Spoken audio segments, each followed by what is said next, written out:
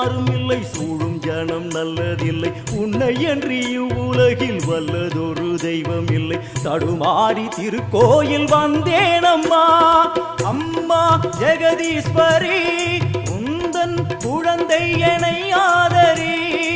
அம்மா ஜெகதீஸ்வரி, உந்தன் குழந்தை என்னை ஆதரி.